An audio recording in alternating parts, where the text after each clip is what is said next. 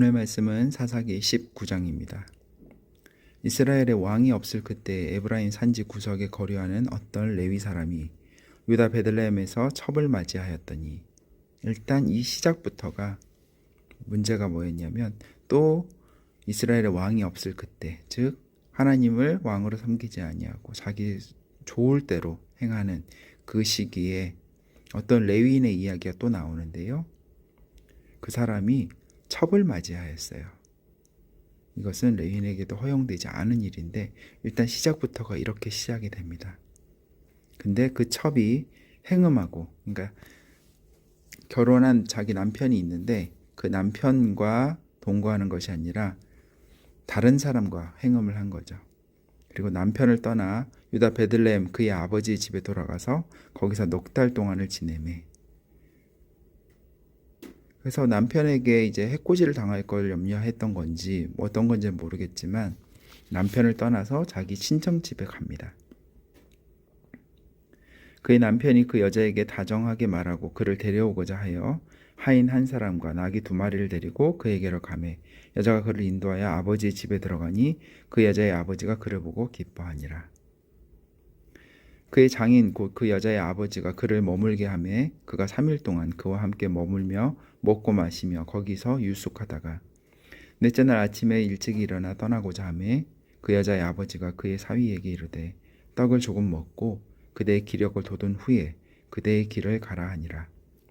두 사람이 앉아서 함께 먹고 마시매 그 여자의 아버지가 그 사람에게 이르되 청하노니 이 밤을 여기서 유숙하며 그대의 마음을 즐겁게 하라 하니 그 사람이 일어나서 가고자 하되 그의 장인의 간청으로 거기서 다시 유숙하더니 다섯째 날 아침에 일찍 일어나 떠나고자 하매 그 여자의 아버지가 이르되 청하노니 그대의 기력을 돋우고 해가 기울도록 머물라 하므로 두 사람이 함께 먹고 그 사람이 첩과 하인과 더불어 일어나 떠나고자 하매 그의 장인 곧 그 여자의 아버지가 그에게 이르되 보라 이제 날이 저물어 가니 청하건대 이 밤도 유숙하라. 보라 해가 기울었느니라.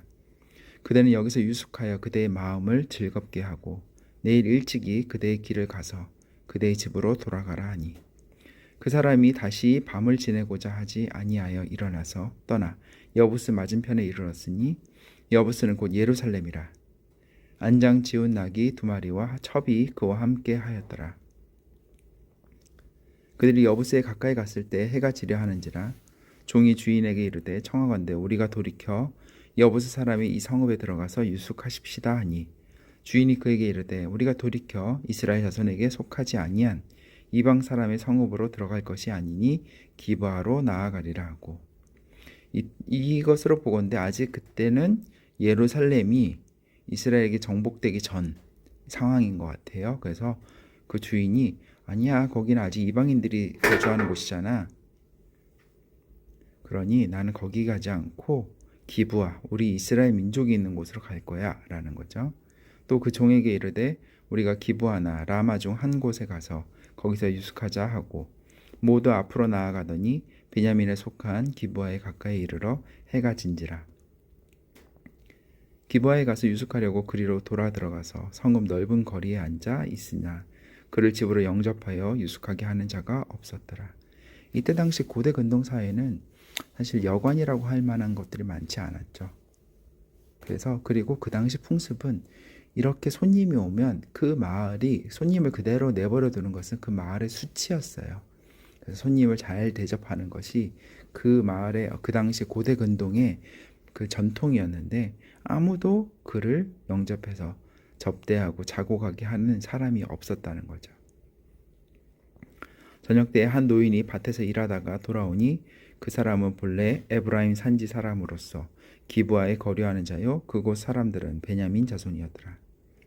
노인이 눈을 들어 성읍 넓은 거리에 나그네가 있는 것을 본지라.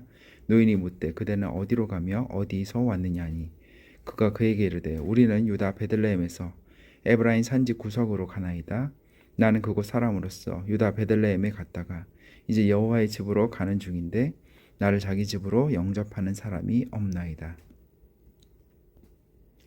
우리에게는 나귀들에게 먹일 집과 여물이 있고 나와 당신의 여종과 당신의 종인 우리들과 함께한 청년에게 먹을 양식과 포도주가 있어 무엇이든지 부족함이 없나이다 하는지라. 그 노인이 이르되 그대는 안심하라. 그대의 쓸 것은 모두 내가 담당할 것이니 거리에서는 유숙하지 말라 하고 그를 데리고 자기 집으로 들어가서 나귀에게 먹이니 그들이 발을 씻고 먹고 마시니라. 그들이 마음을 즐겁게 할 때에 그 성읍의 불량배들이 그 집을 애워싸고 문을 두들기며 집주인 노인에게 말하여 이르되 내 집에 들어온 사람을 끌어내라. 우리가 그와 관계하리라 하니, 여기서 관계는 성관계를 얘기하는 거예요. 즉 동성애가 이 성읍에 되게 만연하였던 것을 알 수 있고요. 동성애는 모세율법을 엄격하게 금한 바입니다. 그런데도 이렇게 그냥 숨어서 하는 것도 아니고 많은 사람들이 몰려와서 위협하면서 그 동성애를 강요하는, 그렇게 할 정도로 이 성읍이 성적으로 죄악으로 타락했음을 알 수 있습니다. 집주인 그 사람이 그들에게 나와서 이르되 아니라 내 형제들아 청하노니 이 같은 악행을 저지르지 말라. 이 사람이 내 집에 들어왔으니 이런 망령된 일을 행하지 말라. 보라, 여기 내 처녀 딸과 이 사람의 첩이 있은즉 내가 그들을 끌어내리니 너희가 그들을 욕보이든지 너희 눈에 좋은 대로 행하되 오직 이 사람에게는 이런 망령된 일을 행하지 말라 하나. 이 당시의 여성의 인권은 딱 이 정도였어요. 결혼하기 전에는 아버지의 소유물이었고요. 결혼하고 나서 남편의 소유물입니다. 그렇기 때문에 그들은 자기의 어떤 신변에 대해서 주장할 수 있는 권리가 없었고 남편이나 아버지가 그 모든 것을 결정할 수 있는 권한이 있었음을, 그런 여성의 인권이 정말 바닥에 있었던 시대였음을 알 수가 있죠.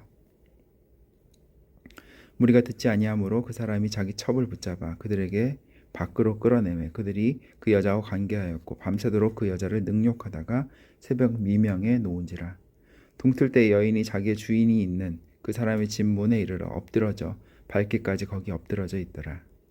그의 주인이 일찍 일어나 집 문을 열고 떠나고자 하더니 그 여인이 집 문에 엎드려져 있고 그의 두 손이 문지방에 있는 것을 보고 그에게 이르되 일어나라, 우리가 떠나가자 하나.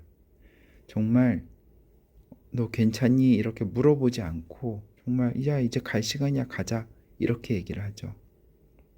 그 마음이 아무리 여성의 인권이 바닥에 있다고 할지라도 자신의 아내인데도 이렇게까지 대하는 그 레윈이 얼마나 강팍한 모습인지를 잘 알 수가 있어요.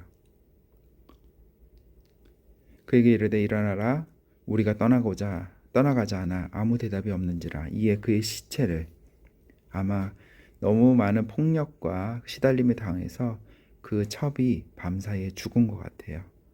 나귀에 싣고 행하여 자기 곳으로 돌아가서 이제 가장 끔찍한, 성경을 통틀어서 아마 가장 끔찍한 장면 중에 하나지 않을까 싶은데요. 그 집에 이르러서는 칼을 가지고 자기 첩에 시체를 거두어 그 마디를 찍어 12덩이에 나누고 그것을 이스라엘 사방에 두루 보내매 그것을 보는 자가 다 이르되 이스라엘 자손이 애굽 땅에서 올라온 날부터 오늘날까지 이런 일은 일어나지도 아니하였고 보지도 못하였도다. 이 일을 생각하고 상의한 후에 말하자 하니라. 아멘. 오늘은 여기까지 하겠습니다.